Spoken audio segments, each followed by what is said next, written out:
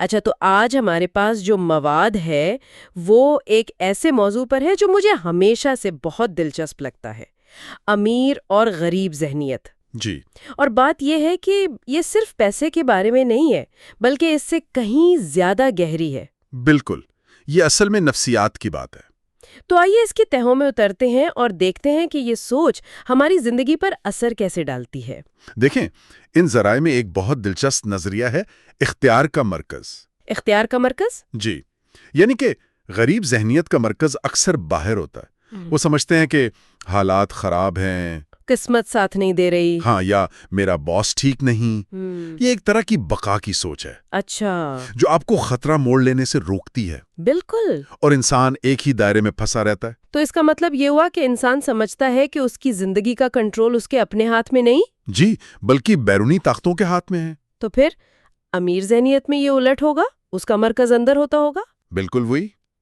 امیر ذہنیت والا شخص سمجھتا ہے کہ میں اپنی زندگی کا ذمہ دار ہوں۔ صحیح۔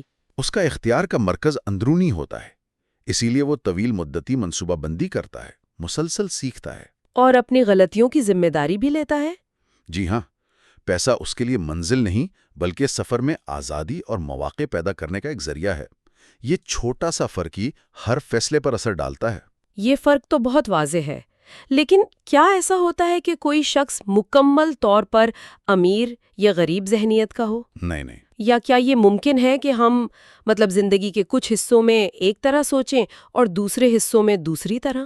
یہ بہت ہی اہم نکتہ ہے۔ تحقیق یہی بتاتی ہے کہ یہ کوئی سوئچ نہیں ہے جو آن یا آف ہو۔ اچھا، تو یہ ایک طیف کی طرح ہے؟ جی، ایک اسپیکٹرم کی طرح ہے۔ ہم سب میں دونوں ذہنیتوں کے عناصر ہوتے ہیں۔ اصل چیلنج یہ پہچاننا ہے کہ ہماری زندگی کے کس حصے پر کون سی ذہنیت غالب ہے، اور پھر اسے شعوری طور پر بدلنے کی کوشش کرنا۔ بالکل۔ خاص طور پر ناکامی کو لے کر دونوں کا رد عمل بالکل مختلف ہوتا ہے۔ ہاں، ناکامی والا نقطہ تو واقعی دلچسپ ہے۔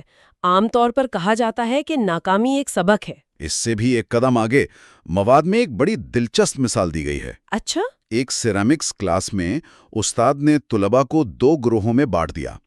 ایک گروہ کو کہا کہ وہ پورے سیمسٹر میں صرف ایک سب سے بہترین برتن بنائیں۔ یعنی معیار پر پرکھا جائے گا۔ جی، اور دوسرے گروہ کو کہا کہ وہ زیادہ سے زیادہ برتن بنائیں، چاہے وہ کیسے بھی ہوں، انہیں تعداد پر پرکھا جائے گا۔ اور نتیجہ کیا نکلا؟ میرا اندازہ تو یہی ہے کہ معیار والے گروہ نے بہتر کام کیا ہوگا۔ حیرت انگیز طور پر نہیں، مہینے کے آخر میں سب سے بہترین برتن تعداد والے گروہ نے بنائے تھے۔ ہے؟ واقعی؟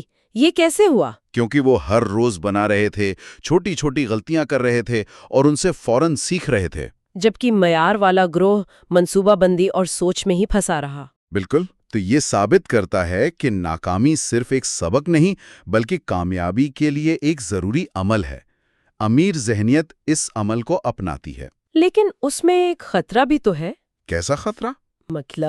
اگر کوئی بار بار ناکام ہو رہا ہو تو یہ سبق والی سوچ اسے ایک ایسی چیز پر وقت ضائع کرنے پر مجبور نہیں کر سکتی جو شاید ناممکن ہو۔ لائن کہاں کھینچنی چاہیے؟ بہترین سوال ہے، اور اس کا جواب ہے فیڈ بیک۔ Feed back? ہاں، امیر ذہنیت ناکامی کو صرف سبق نہیں بلکہ ڈیٹا یا فیڈ بیک کے طور پر دیکھتی ہے۔ اگر فیڈ بیک مسلسل بتا رہا ہے کہ یہ راستہ غلط ہے تو وہ طریقہ بدلتے ہیں، ضد نہیں کرتے۔ صحیح۔ جبکہ غریب ذہنیت اسے ذاتی ناکامی سمجھ لیتی ہے۔ ہاں، اور یا تو ہمت ہار دیتی ہے یا بنا سوچے سمجھے اسی راستے پر چلتی رہتی ہے۔ یہ سب سننے میں تو بہت اچھا لگتا ہے، لیکن یہاں ایک عملی سوال بھی ہے۔ جی پوچھیں۔ اگر کسی کے پاس وسائل کی شدید کمی ہو تو کیا یہ صرف اچھی باتیں نہیں رہ جاتی؟ کیا خالی جیب کے ساتھ امیر ذہنیت اپنائی جا سکتی ہے؟ اور ذرائع اس کا جواب واضح طور پر ہاں میں دیتے ہیں۔ اچھا۔ کیونکہ یہ ذہنیت بینک بیلنس سے نہیں جڑی، اس کی شروعات سوچ سے ہوتی ہے۔ تو اس کے لیے کچھ عملی اقدامات بھی ہوں گے؟ جی، 3 اقدامات بتائے گئے ہیں۔ پہلا، روزانہ کچھ نیا سیکھیں، چاہے وہ کتاب سے ہو، کسی ویڈیو سے یا کسی سے بات کر کے۔ علم خود اعتمادی پیدا کرتا ہے۔ بالکل۔ دوسرا، شکایت کرنے کے بجائے حل پر توجہ دیں۔ مسئلہ کیا ہے اس پر رونے کے بجائے اس کا پہلا چھوٹا سا حل کیا ہو سکتا ہے، اس پر سوچیں۔ اور تیسرا قدم کیا ہے؟ تیسرا اور شاید سب سے اہم، آمدنی کا صرف ایک ذریعہ رکھنے کے بجائے دوسرے ذرائع کے بارے میں سوچنا شروع کریں۔ اچھا، مطلب ضروری نہیں کہ فوراً کچھ شروع کر دیں؟ نہیں، صرف سوچنا اور تحقیق کرنا بھی ذہن کو نئے امکانات کے لیے کھول دیتا ہے۔ یہ چھوٹے اقدامات ہی آہستہ آہستہ اختیار کے مرکز کو باہر سے اندر منتقل کرتے ہیں۔ تو آج کی اس گفتگو کا خلاصہ یہ ہے کہ ہماری مالی حالت سے زیادہ اہم ہماری ذہنی حالت ہے۔ اگر زندگی کو بدلنا ہے تو شروعات بینک اکاؤنٹ سے نہیں، بلکہ اپنی سوچ کے انداز کو بدلنے سے کرنی ہوگی۔ بالکل۔ جاتے جاتے سننے والوں کے لیے ایک سوچ چھوڑے جاتا ہوں۔ جی ضرور۔ مواد میں ایک جگہ کہا گیا ہے کہ آپ ان 5 لوگوں کا اوسط ہوتے ہیں جن کے ساتھ آپ سب سے زیادہ وقت گزارتے ہیں۔